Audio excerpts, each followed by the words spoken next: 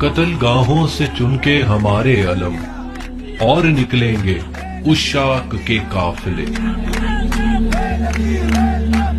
जिनकी राहे तलब से हमारे कदम मुख्तसर कर चले दर्द के फासले। कर चले जिनकी खातिर जहांगीर हम, जा गवाकर तेरी दिलबरी का भरम। हम जो तारीक राहों में मारे गए, हम जो तारीक राहों में मारे गए। मुल्क में शमाए जमहूर रोशन करने वाले गुमनाम शुहदा को हमारा सलाम।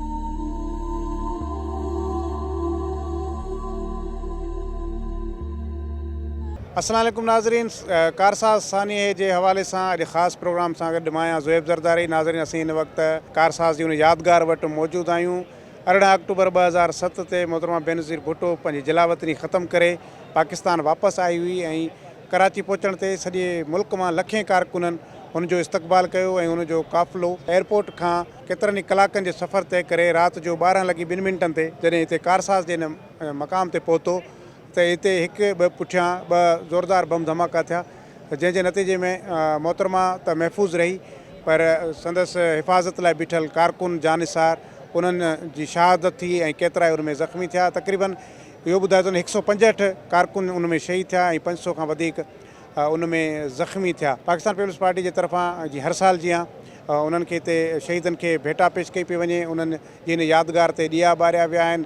पीपल्स पार्टी जा जेके अॻुवान आहिनि, पार्टी जा जेके उहिदेदार आहिनि, कारकुन आहिनि, उहे हिते मौजूदु आहिनि ऐं उन्हनि हिते भेटा पेश कई आहे। प्रोग्राम लाइ असां हिते मौजूदु आहियूं। अचो त पीपल्स पार्टी जे उन्हनि अॻुवाननि सां, कारकुननि सां ॻाल्हि ॿोल कयूं ऐं उन्हनि खां पुछूं त उहे कहिड़ी रीति कहिड़नि लफ़्ज़नि में उन शहीदनि खे यादि था कनि ऐं उन्हनि जिन कारकुननि खे जिन खे ख़बर हुई त हिते कुझु बि थी सघे थो, धमाको थी सघे, छाकाणि त अॻु में ई थ्रेट्स हुया, उनजे बावजूदु उहे मोहतरमा जे हिफ़ाज़त जे लाइ हिते मौजूदु रहिया ऐं उन्हनि जान जो नज़रानो ॾिनो। अचो त पीपल्स पार्टी जे हिननि अॻुवाननि सां ॻाल्हि ॿोल कयूं। रुॻो पाकिस्तान में न बल्कि सॼी दुनिया में जेके बि दहशतगर्दी जा वाक़िया थिया आहिनि, जेके पुरअमन सियासी कारकुननि ते थिया आहिनि, उन्हनि मां इहो हिकिड़ो वॾो वाक़ियो हो ऐं उन में ज़ाहिर निशानो त 18 अक्टूबर ते शहीद मोहतरमा बेनज़ीर भुट्टो साहिबा ई हुई ऐं उन में उहा महफ़ूज़ रही। पोइ 27 दिसंबर ते पिंडी में मोहतरमा शहादत हासिलु कई। जेको धमाको थियो इहो ओचितो कोन थियो, इहो जॾहिं मोहतरमा इहो ऐलान कयो त 18 अक्टूबर ते कराची में ईंदीसि, त उनखां पोइ दहशतगर्द तंज़ीमुनि पारां इहे धमकियूं मिलणु शुरू थी वियूं हुयूं त असां मोहतरमा खे हिते लैंड न करणु ॾींदासीं, असां हुन ते हमला कंदासीं। एॾी थ्रेट्स हुजनि ऐं उनखां पोइ शहीद मोहतरमा बेनज़ीर भुट्टो साहिबा बि अचे ऐं उनखे रिसीव करण जे लाइ सॼे मुल्क मां लखें पीपल्स पार्टी जा कारकुन गॾिजी उनखे रिसीव कनि। हिकिड़ो त इहो साबित थो थिए त न त असांजी जेका लीडरशिप हुई उहा ॾिनी ऐं न ई असांजा जेके कारकुन हुया, जेके वर्कर हुया, उहे उन्हनि दहशतगर्दनि खां ॾिना। इहो हिकिड़ो पाण ई एॾो वॾो मां सम्झां थो त हिकिड़ो इंसिडेंट आहे या ॻाल्हि आहे जंहिंखे माण्हू कॾहिं विसारे कोन थो सघे। पीपल्स पार्टीअ जी लेगेसी में वॾियूं कुर्बानियूं आहिनि, वॾी जिदोजहद आहे जमहूरियत जे लाइ, पर दहशतगर्दनि सां विढ़णु सियासी जमातुनि जो कमु कोन हूंदो आहे। पर पीपल्स पार्टीअ जे कारकुननि, पीपल्स पार्टी जी क़यादत दहशतगर्दनि खे मुंहुं ॾिनो आहे।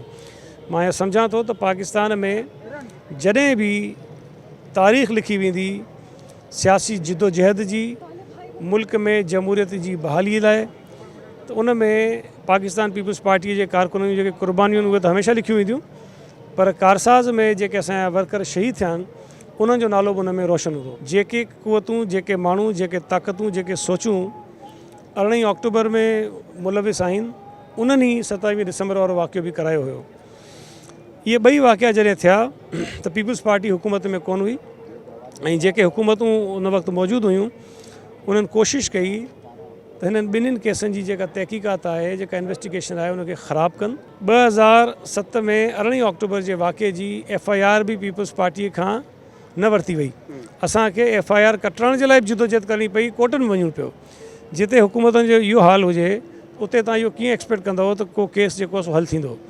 पर उनजे बावजूदि बि पीपल्स पार्टी जॾहिं हुकूमत में आई त असां इन्हनि केसनि जी तहक़ीक़ात जेके बैन अल-अक़वामी इदारा हुया उन्हनि खां बि कराई।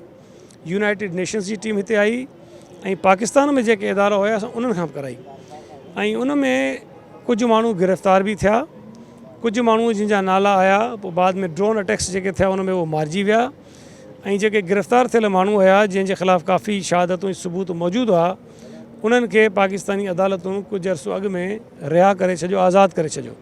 असां उन्हनि जी आज़ादीअ जे ख़िलाफ़ु बि अपील कई, उहा अपील असांजी अञा ताईं पई आहे, उन ते को सुनवाई कोन थी आहे। तव्हां छा था सम्झो त हेॾी वॾी क़ुर्बानीनि खां पोइ बि अञा ताईं जमहूरियत उन नमूने सां मज़बूत छो नथी सघे?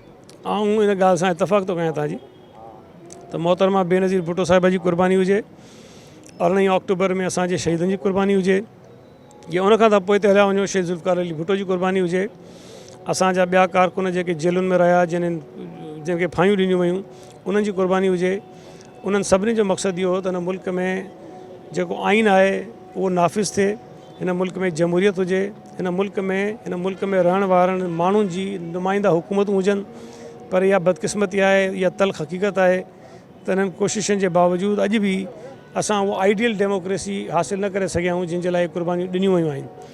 पर मां वरी बि सम्झां थो त पीपल्स पार्टीअ खे क्रेडिट वञे थो त असांजी अॼोकी लीडरशिप जेका आहे बिलावल भुट्टो ज़रदारी साहिबु ख़ासि तौर ते तव्हां ॾिसो त ओपनली ॻाल्हाईंदो आहे ऐं उहो मञंदो हिन ॻाल्हि खे त जेका पॉलिटिकल माण्हुनि जी जेका स्पेस हुई उहा असां जेका इनक्रोच थी वई उहा छॾाए कोन सघियऊं अञा बि। त मां सम्झां थो त इहा जिदोजहद जारी रहंदी। असांजे लाइ ॾाढो ॾुखायल ॾींहुं आहे 18 अक्टूबर, जेको असां सम्झोसीं असांखे ख़ुशियूं मिलंदियूं। शहीद मोहतरमा बेनज़ीर भुट्टो साहिबा लैंड कयो उन ॾींहुं, पर ख़ुशियूं जेके हुयूं उहे असांजी कन्वर्ट थी वियूं गम में 12 बजे खां पोइ। सो इहा वॾी ट्रेजिडी आहे पाकिस्तान में, ऐं ख़ासि करे कराची सिंध जे लाइ वॾी ट्रेजिडी हुई उन ॾींहुं जेको इहो वाक़ियो थियो। पर हिते असांजा यंगस्टर्स जेके जानिसार हुया उहे तक़रीबन 250 जे क़रीब जेके आहे शहीद थी विया, 300-400 जेके आहे ज़ख़्मी हुया। उन जे बावजूदि शहीद मोहतरमा सुबुह सां साजरी निकिरी, लारी हली, सभिनी सां ताज़ियत बि कयईं, उन खां पोइ असां इस्पताल बि विज़िट कयोसीं। त पाकिस्तान पीपुल्स पार्टी हमेशह हर हालत में कहिड़ी बि इन्वायरमेंट रही आहे, हमेशह पाकिस्तान पीपुल्स पार्टी ख़िदमत कई आहे, आवाम खे ॾिनो आहे। असांजा मुखालिफ़ हमेशह क्रिटिसाइज़ कंदा आहिनि, उहे इहो ॿुधाइनि त हुननि छा ॾिनो आहे जॾहिं उहो पावर में हुया। त असां पंहिंजो स्ट्रगल जारी रखंदासीं। मिशन जेकी आहे शहीद ज़ुल्फ़िकार अली भुट्टे साहिब जी आहे, मिशन जेकी आहे उहा शहीद मोहतरमा बेनज़ीर भुट्टो साहिबा जी आहे। हाणे बिलावल साहब ने खणी अॻिते हलियो। पाकिस्तान पीपुल्स पार्टी एक बहुत बड़ी तवील तारीख़ है शहादतों की। अगर मैं आपको गिनाना शुरू करूं तो पाकिस्तान पीपुल्स पार्टी का पहला शहीद था अल्लाह बंदा, जो कि लियाकताबाद के अंदर पीएनए के लोगों ने उसको वहाँ पे तशद्दुद करके हलाक कर दिया था, शहीद कर दिया था, उसको जाँ बाग हो गया था वो। और उसके बाद हबीबुर रहमान खटक, उसकी पूरी फैमिली को जला दिया गया था पीएनए मूवमेंट के अंदर। और उसके बाद आपको मालूम है कि नासिर बलोच की शहादत होती है, अयाज नब्समो को फांसी दी जाती है। इस तरह पंजाब के अंदर में इद्रीस सूती, रज़ाक झन्ना, उनको शहादतें दी जाती हैं। और उसके बाद फिर कराची के अंदर एमक्यूएम के हाथों हमारे सैकड़ों कारकुनों का कत्ल किया जाता है और उनको बेगुनाह और निहत्ते कारकुनों को हमारे गोलियों निशाना बनाया जाता है। और उसके बाद 18 अक्टूबर का सानिया होता है। तो हमारे कोई ये समझिए कि हज़ारों की तादाद में शहीद हैं इस पाकिस्तान के अंदर, बिलखुसूस सूबे सिंध के अंदर। आपने जैसे कहा कि शहीदों के मतलब बिल्कुल जी, शहीदों की कुर्बानियाँ, जद्दोजहद बिल्कुल उसी का सदका है कि आप देखें कि सबसे पहली शहादत शहीद ज़ुल्फ़िकार अली भुट्टो की, उनका अदालती कत्ल किया गया, उनको शहीद किया गया। उसके बाद शाहनवाज भुट्टो, उसके बाद मीर मुर्तज़ा भुट्टो, फिर बेनज़ीर भुट्टो शहीद। तो एक ख़ानदान के 4 लोगों को शहीद किया गया। और बेगम नुसरत भुट्टो ने जिस तरीके से अज़ियतें बर्दाश्त की, उनको लहूलुहान किया गया। तो एक बड़ी लंबी तारीख़ है। और मैं कहता हूँ कि सब कॉन्टिनेंट के अंदर या दुनिया की जो सियासी तारीख़ हैं उसमें पाकिस्तान पीपुल्स पार्टी की एक बहुत तवील सियासी जद्दोजहद है उसके अंदर। और मोहतरमा बेनज़ीर भुट्टो जब 18 अक्टूबर को तशरीफ़ ला रही थी पाकिस्तान, तो उनको धमकी दी जा रही थी, उनको थ्रेट किया जा रहा था कि आपको मार दिया जाएगा, लेकिन उन्होंने उसकी परवाह नहीं की और उन्हें बहादुरी के साथ, हिम्मत के साथ, जुर्रत के साथ वतन वापस आई। उन्होंने किसी भी धमकी को जो है वो उससे मरूब नहीं हुई, डरी नहीं, और वो पाकिस्तान आई अपने वतन की मोहब्बत में। और जब वो यहाँ आई तो 30 लाख से ज़्यादा लोगों ने उनका यहाँ इस्तकबाल किया था। यही शारे फैसल थी, ये सामने का इलाका था जहाँ 12:02 पर 2 बम धमाके किए गए, जिसके नतीजे में हमारे 165 से ज़्यादा कारकुन जो है शहीद हुए और उन शहीद कारकुनों के नाम यहाँ कारसाज के मुकाम पे जो यादगार है उसमें कुंदा किए गए, तहरीर किए गए और सब यहाँ मौजूद हैं। हमेशा लीडरशिप जो है अपने इन शहीद कारकुनों ख़ासतौर पर 18 अक्टूबर के शहीदों को याद करती है। उनके अहल खाना से भी हमारा राशिदों से रब्ता रहता है, ज़ख्मियों से भी। और आपको मालूम है कि 600 से ज़्यादा लोग ज़ख्मी उसमें हुए थे, जिसमें आज भी बहुत सारे साथी ऐसे हैं जो कि अपाहज हो गए। किसी की कोई टांग से मोहताज हुआ, कोई हाथ से मोहताज हुआ, कई लोगों के अंदर जिसमें अभी तक वो स्प्रिंटर हैं और डॉक्टरों ने कहा है कि अगर हम निकालेंगे तो उनकी जान को ख़तरा है। तो वो चीज़ें, वो ज़रात वो में मौजूद हैं।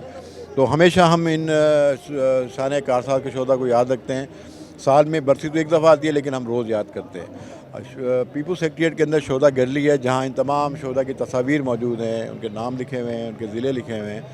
और इस शान कारसाज में सिर्फ सूबे सिंध के नहीं, चारों सूबों के लोग इसमें शहीद हुए थे, जिसमें कश्मीर के भी थे, जिसमें गिलगित के भी लोग थे, जिसमें सियाचिन के भी लोग थे। जो उनकी शनाख्त नहीं हो सकी थी, तो शहीद मोहतरम बेनज़ीर भुट्टो ने अपनी ज़िंदगी में उस वक्त और बाद में लीडरशिप ने ये फ़ैसला किया है कि इन सब को गड़ी खुदा बख्श के साथ जो कब्रिस्तान है वहाँ इनकी तदफीन की जाए। तो हम उनको यहाँ से लेके गली खुदा बख्श गए थे, उनकी तदफीन कर दी, लेकिन हमने उनके सबके DNA ले लिए थे, जिसमें से 4 या 5 लोगों की शनाख्त हो गई थी, जिनके नाम जो है उनकी क़ब्रों पे लगा दिए गए हैं शनाख्त होने के बाद।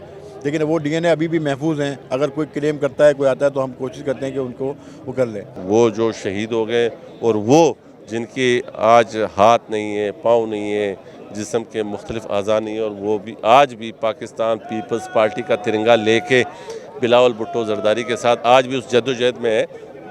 और आज के दिन में सिर्फ पीपल्स पार्टी नहीं, वो तमाम जमहूरी क़ुव्वतें जो जमहूरियत पर यकीन रखती है, जो अवाम की मुंतखब नुमाइंदा हुकूमतों पर यकीन रखती हैं, और जो समझती हैं कि सियासत का मकसद पाकिस्तान की खिदमत, पाकिस्तान की तरक्की और इस ऐवानों को मजबूत करना जो अवामी मैंडेट लेके आते हैं, वो तमाम पॉलिटिकल पार्टियां इस चीज़ को एक्सेप्ट करेंगी कि ये आज का दिन इन शोधा का कर्ज है इस जमहूरियत पर, इस मुल्क पर। जो आम आदमी आज खड़े होकर अपनी बात कर रहा होता है, ये मैं और आप यहाँ पर बैठ के, ये इन शहीदों की ही मैरून मिन्नत है। जब बीबी की शहादत पिंडी में होती है और इस चीज़ की साबित करती है कि ये वाहिद पॉलिटिकल पार्टी है जिसका वर्कर और क़ियादत दोनों ने अपनी जानों का नजराना दिया और उसका बेसिक मकसद पाकिस्तान और जमहूरियत था।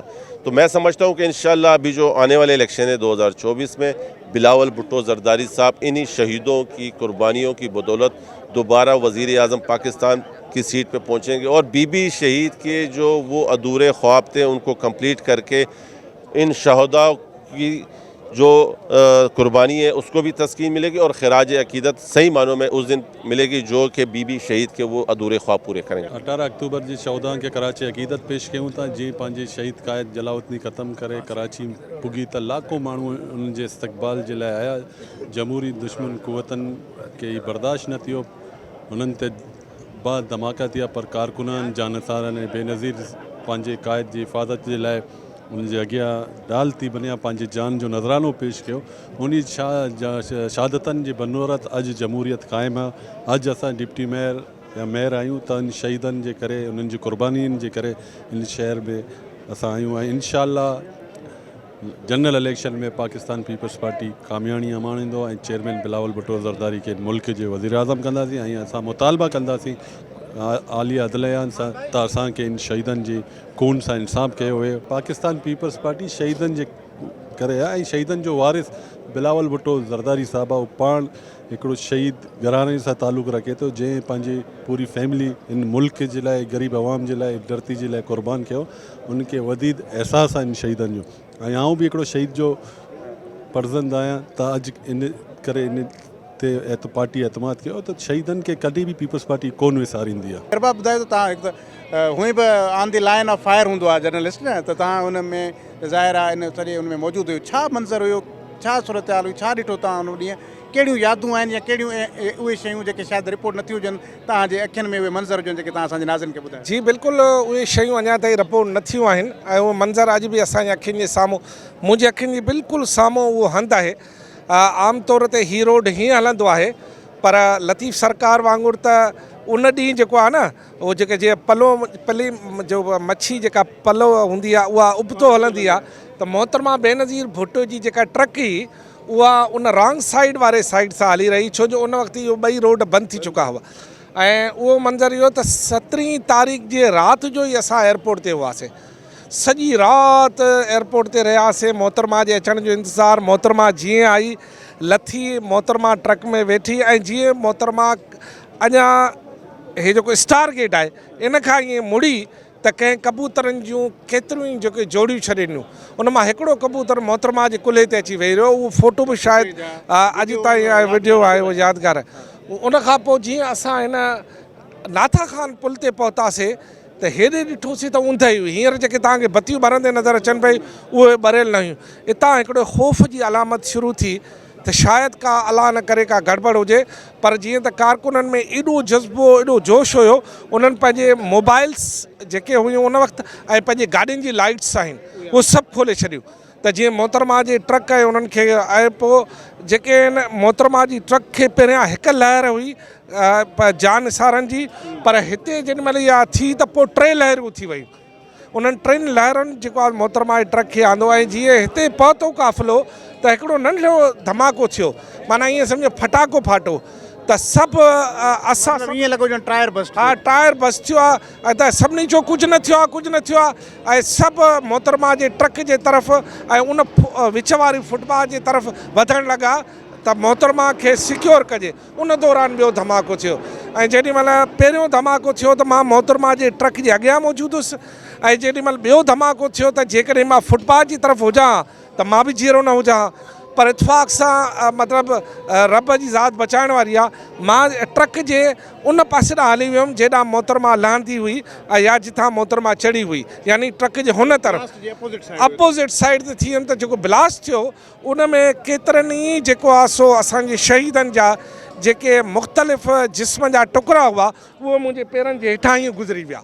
ऐं ईअं लॻो त ॼण को हिकिड़ो माना ज़रे गॾु हिकिड़ो तूफ़ानी जेको आहे सो का लहर आई, ऐं मुंहिंजा जेके पेर आहिनि उहे ऐं उन जेके उन वक़्तु मूं वटि कपिड़ा उहे सभु रत सां भरिजी विया, ऐं हिकिड़ो छिरो जेको आहे उहो मुंहिंजो हिते अची लॻो, जेका माना 2-3 सालनि ताईं मूंखे हिते निशान हुयो।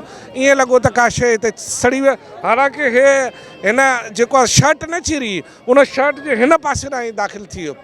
ऐं उन खां पोइ असां इहो मंज़र ॾिठो त हिकिड़ो ख़ौफ़ जो आलम हो, लाज़मी असांखे रिपोर्टिंग बि करणी, पर जेॾीमहिल मां हिन पासे आयुमि त रुॻो लाश माण्हुनि जा उज़वा जेके आहे सो वढियल। इहो ॿुधायो त रिपोर्टिंग बि तव्हां कई पे, हवास ते क़ाबू रखणु वॾो हिकिड़ो इम्तिहान आहे। आम माण्हू त ओॾीमहिल ज़ाहिर आहे उनजी कैफ़ियत कहिड़ी हूंदी आहे, पर हिकु सहाफ़ी खे पंहिंजा हवास संभालणा हूंदा आहिनि। कीअं पंहिंजा तव्हां हवास संभालिया? धमाका ॿ ज़ोरदार थिया हुजनि, तव्हांजे साम्हूं ज़ख़्मी पिया हुजनि, लाश पिया हुजनि, तव्हांखे रिपोर्टिंग बि करणी आहे, हवास में संभालणा आहिनि, कीअं संभालिया तव्हां? उनजो मां हिकिड़ो मिसाल ॾियां, अॼु ताईं उहो कैमरामैन जीअरो आहे, उनजो नालो उहो हिकिड़े हिन वक़्तु TV चैनल में आहे, उन वक़्तु मूंसां गॾु हुयो। हुन मूंखे चयो त सर हिते हिकिड़ो कैमरामैन पियो आहे जंहिंजूं अखियूं खुलियल आहिनि, अचो त हिन खे खणूं। मां चयोमांसि त हिन खे खणण बदिरां हिन जी वीडियो ठाहे जेका हिन जी कमु ईंदी, हिन जे पोरनि खे कमु ईंदी। ऐं असांजा माना हवास उन वक़्तु बि पंहिंजे हवासनि ते क़ाबू, पर रड़ियूं एतिरियूं हुयूं माण्हुनि जूं, रतु एतिरो वहियल हुयो, एतिरा टुकड़ा पिया हलिया जो, ऐं ख़ौफ़ एॾो हुयो जो इन धमाके खां पोइ माना हे शाराए फैसल किलोमीटरनि ताईं बनी न बशर, न हेॾे न हेॾे, ऐं एम्बुलेंस बि इलाही देरि सां आयूं हुयूं। पर उन वक़्तु असां वटि इहो हुयो त शायदि हिन लम्हे खे जेको दर्दनाक लम्हो आहे उनखे कैप्चर कजे, ऐं पोइ कोशिशि कईसीं पाण उनखे।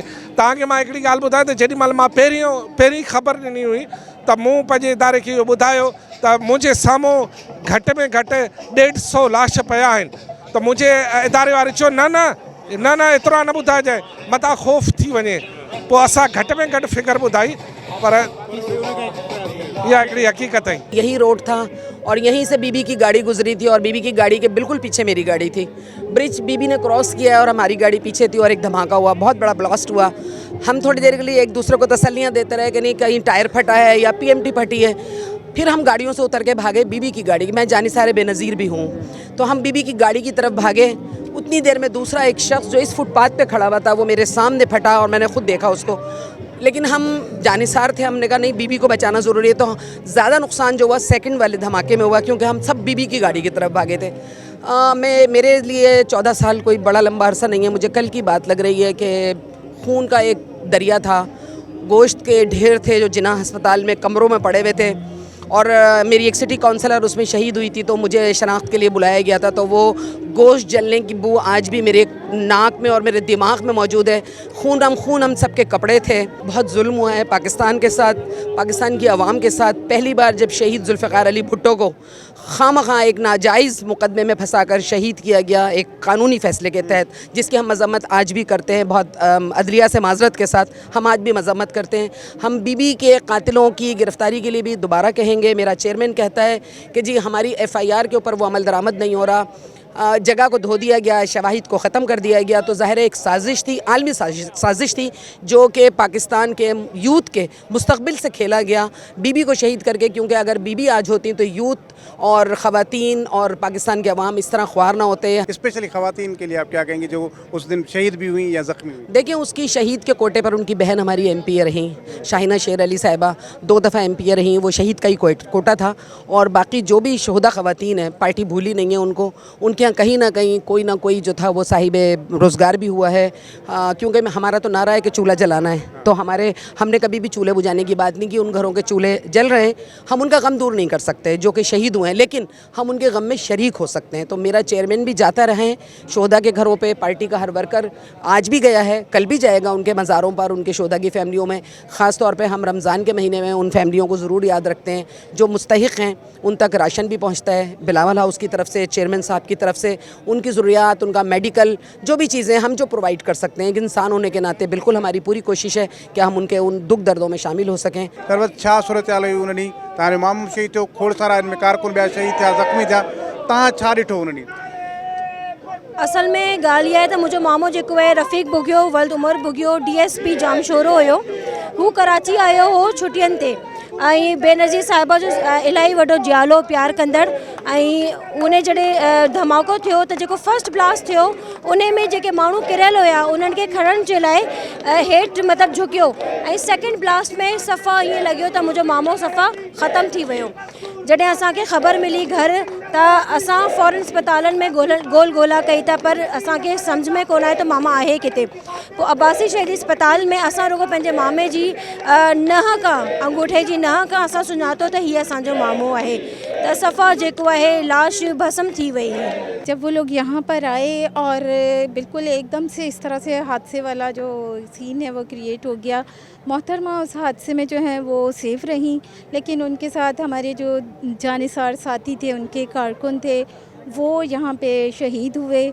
उनकी याद में आज यहाँ पर कुरान खानी भी हुई है और हम उनकी याद में जो है यहाँ शमा जलाने के लिए आए हैं। यहाँ असांजी उन PSF जेकी कराची यूनिवर्सिटी जो असांजो यूनिट हो, उन महिल बहाल हो, उन असांजी सिक्योरिटी में बि इलाही छोकिरा हुआ, पर जेको उहो मंज़र हिन महिल असांखे ॿुधाईंदा आहिनि, यकीन कयो ही क़यामत को घटि न हो। उन खां पोइ बि जेकी असांजी हिन महिल हिते पूरी सिक्योरिटी हुई, जीअं धमाको थियो मतिलबु को बि माण्हू पंहिंजे होशो हवास में न हो, तव्हांखे पाण ख़बर हूंदी। उन जे बावजूदि जेतिरी उन धमाके में असांखो थी सघे पई, इलाही जान नुक़सान थी सघे पियो, पर अलहमदुलिल्लाह असांजे वर्करनि, असांजी सिक्योरिटी टीम उन खे बचायो। ऐं हिन महिल अगरि असां इहो यादि कंदा आहियूं त हिन खां वधीक वाक़ियो पीपल्स पार्टी जी हिस्ट्री में न आहे। हिकिड़ो वाक़ियो जॾहिं शहीद ज़ुल्फ़िकार अली भुट्टो खे फांसी थी, ॿियो वाक़ियो ही, ऐं टियों वाक़ियो जॾहिं मोहतरमा खे शहीद कयनि। हीअ असांजी हिस्ट्री आहे पीपल्स पार्टी जी, ऐं इन करे असां हर साल पंहिंजे शहीदनि सां, पंहिंजे जेका असांजा वफ़ादार आहे पार्टी लाइ, हर साल हिते यादगार शहादा अची उन्हनि सां ताज़ियत कंदा आहियूं। मेरे पास वो अल्फाज नहीं है कि मैं इन शोहदा को खराज तहसीन पेश करूँ या खराज अकीदत पेश करूँ, लेकिन 16 साल के बाद ये मैं महसूस कर रहा हूँ कि शोहदा का लहू इतना तरोताज़ा, इतना ताज़ा दम है कि ऐसा लगता है कि कल की बात है। चूँकि हमारा ईमान है कि शोहदा कभी नहीं मरते, लेकिन देखना यह है कि पाकिस्तान पीपल्स पार्टी के इन शोहदा ने जिस तरह डेमोक्रेसी के लिए कुर्बानी दी है, जिसकी मिसाल दुनिया में नहीं मिलती। और ये कारसाज का वो मकाम है जहाँ पे 200 से ज़्यादा लोगों ने अपनी जानों के नजराने पेश किए अपनी क़यादत को बचाते हुए, और कोई 500 से ज़्यादा लोग अपने जिस्मानी आज़ा से महरूम हो गए, और उसके बावजूद भी जिंदा है भुट्टो, जिंदा है का नारा लगाते हैं। तो ये मिसाल दुनिया में कहीं भी नहीं मिलती। मैं यहाँ ज़रूर कहना चाहूँगा कि 9 मई का भी एक वाक़या हुआ था। एक सियासी जमात जो अदम एतमाद के ज़रिए उतारी गई थी, और उन्होंने इस मुल्क को डिस्टेबलाइज करने के लिए हर वो काम किया जो दुनिया में पाकिस्तान को बदनाम करता या पाकिस्तान को डिमोरलाइज करता। लेकिन एक तरफ भुट्टो ख़ानदान है, कि भुट्टो की शहादत के बाद बेनज़ीर भुट्टो और नुसरत भुट्टो कहती हैं कि जमहूरियत बेहतरीन इंतकाम है। बीबी की शहादत के बाद उनका लख्त जिगर और उनका शौहर आसिफ अली जरदारी कहता है कि जमहूरियत बेहतरीन इंतकाम है। और एक जगह जब जज्बाती लोग ये नारा लगाते हैं कि नापसंदीदा नारा जो पाकिस्तान के हक़ में नहीं था, तो आसिफ अली जरदारी अपनी सियासी बसीरत का मुजाहरा करते हुए उस नारे को वहीं दफन कर देते हैं कि पाकिस्तान खपे, पाकिस्तान खपे, पाकिस्तान खपे।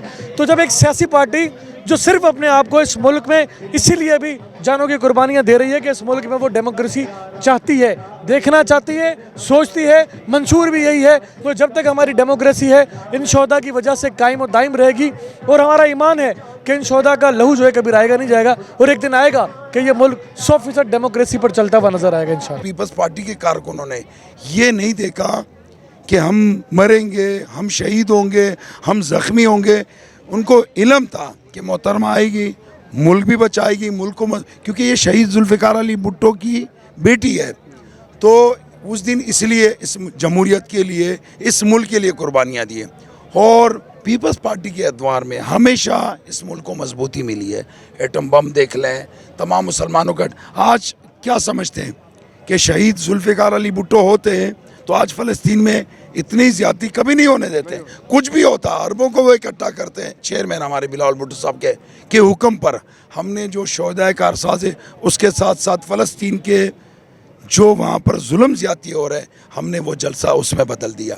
तो अपने शोहदा को खराज तहसीन पेश करेंगे और फ़लस्तीन के शहीदों के साथ उनके जो बच्चे जिस तकलीफ़ में हैं ये हमने उसके साथ साथ देने के लिए ये जलसा भी हमने वहीं कन्वर्ट कर दिया है। आज इन शहीदों की वजह से ये पार्टी चल रही है। अगर सबसे ज़्यादा कुर्बानी अगर देने वाली कोई पार्टी है, कोई जमात है पाकिस्तान के अंदर, मैं समझ पूरी दुनिया के अंदर, वो पाकिस्तान पीपल पार्टी ही है। और हमेशा पाकिस्तान पीपल पार्टी ने कुर्बानियाँ ही दी हैं और इन जियालों की वजह से, इन माँ और बहनों की, शहीदों की वजह से ये आज पार्टी चल रही है। और इंशाअल्लाह इन शहीदों का रंग ज़रूर लाएगा और अगली हुकूमत इंशाअल्लाह बनाकर बिलावल भुट्टो जरदारी को इंशाअल्लाह वज़ीर आज़म बनाकर ही दम लेंगे। जी नाज़रीन, अॼु के प्रोग्राम में अवां कारसाज़ सानिया जे शहीदनि ऐं उन्हनि ज़ख़्मियुनि मुतालिक़ हीअ प्रोग्राम ॾिठो। अॼु इन शहीदनि जो ॾिहाड़ो मल्हायो पियो वञे। पीपल्स पार्टी जे तरफ़ां कारसाज़ सानिया जी यादगार ते अॼु हिते तक़रीब थी ऐं उन में पीपल्स पार्टी जे अॻुवाणनि, MNAs MPs जेके अॻूणा आया उहे, उहिदेदार, कारकुननि वॾे अंग में हिते उन्हनि शिरकत कई आहे। उन्हनि जे जेके वीचार, ॻाल्हि ॿोल उहा तव्हां ॿुधी ऐं इन में को शक कोन्हे त इन्हनि ई शहीदनि जे कुर्बानीनि जे करे अॼु मुल्क में जमहूरियत मौजूदु आहे। तोड़े जो अञा जमहूरियत जे हवाले सां तमामु घणा चैलेंजिस मौजूदु आहिनि, पर इहो शहीदनि जो रतु कॾहिं बि रायगां कोन वेंदो। उन्हनि गाज़ियुनि जी जेका कुर्बानी आहे उहा कॾहिं रायगां न वेंदी ऐं मुल्क में ही जमहूरियत जेका आहे सा उहा मज़बूत थींदी। ऐं हिन में पाकिस्तान जी जेका पाण तारीख़, सियासी तारीख़ ॾिसूं या मजमूई तौर ते जेका जमहूरी तारीख़ ॾिसूं, उन में भुट्टो ख़ानदान जो जेको कुर्बानी जो सिलसिलो आहे सभ खां मथां आहे। पीपल्स पार्टी सभ खां वधीक कुर्बानियूं ॾियण वारी जमायत आहे ऐं इन हवाले सां पीपल्स पार्टी जो को बि ॿियो सानी कान्हे, छाकाणि त पीपल्स पार्टी पाकिस्तान जी वाहिद जमायत आहे जंहिंमें कारकुन बि कुर्बानी ॾिए थो, जंहिंमें लीडरशिप बि कुर्बानी ॾिए थी। यानी उहा पार्टी जंहिंजे हिकिड़ो नंढड़ी UC लेवल जो कारकुन, वार्ड लेवल जो कारकुन बि शहीद थियो आहे, त उन पार्टी जा चेयरमैन ऐं चेयरपर्सन बि शहीद थिया आहिनि। मुंहिंजे ख़्याल में उन्हनि शहीदनि जो रतु हिन मुल्क में ज़रूरु इनकलाब आणींदो ऐं जमहूरियत जंहिंजे हवाले सां हिन वक़्तु बि ख़तरा मौजूदु आहिनि, हिन वक़्तु बि जमहूरियत खे कमज़ोर करण जूं कोशिशूं जारी आहिनि, पर शहीदनि जो इहो रतु इन ॻाल्हि जी गवाही आहे त जमहूरियत हिते रहणी आहे। हे मुल्क ई तॾहिं बचंदो जॾहिं हिते जमहूरियत क़ाइमु थींदी, जमहूरियत मज़बूत थींदी। जमहूरियत जी मज़बूती सां हिन मुल्क जो मुस्तक़बिल आहे। अॼु के प्रोग्राम में एतिरो ई ॾींदा इजाज़त। अला भाई। कत्ल गाहों से चुन के हमारे अलम और निकलेंगे उस शाख के काफिले, जिनकी राहे तलब से हमारे कदम मुख्तसर कर चले दर्द के फासले, कर चले जिनकी खातिर जहांगीर हम, जा गवाकर तेरी दिलबरी का भरम,